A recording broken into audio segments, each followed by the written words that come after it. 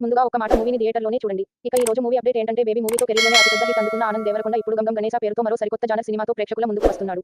ఇందులో అతడు దొంగగా కనిపిస్తున్నాడు. ఉదయ్ బొమ్మిశెట్టి ఈ మూవీని డైరెక్ట్ చేశాడు. జీవితంలో బాగా డబ్బు సంపాదించేయాలన్న లక్ష్యంతో దొంగగా మారి సులువుగా ఆ పని చేయాలనుకునే యువకుడి పాత్రలో ఆనంద్ దేవరకొండ నటించాడు.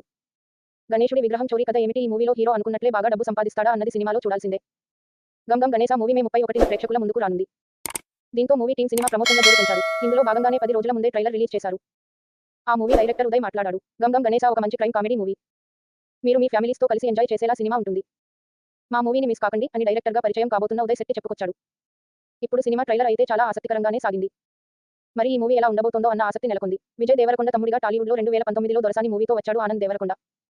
ఆ తర్వాత మిడిల్ క్లాస్ మెలోడీస్‌తో మంచి పేరు సంపాదించుకున్నాడు. పుష్పక విమానం, హైవే, బేబీ లాంటి సినిమాల్లో నటించాడు. ఇప్పుడు గంగం గణేశ సినిమాతో ప్రేక్షకుల ముందుకు వస్తున్నాడు. అతని కెరీర్‌లో చెప్పుకోదగిన హిట్ అంటే బేబీ అనే చెప్పాలి. ఈ సినిమాలో వైష్ణవి చైతన్య, విరాజ్ కూడా నటించారు. ఆ తర్వాత వస్తున్న సినిమా కావడంతో గంగం గణేశపై కూడా ప్రేక్షకుల్లో అంచనాలు ఉన్నాయి.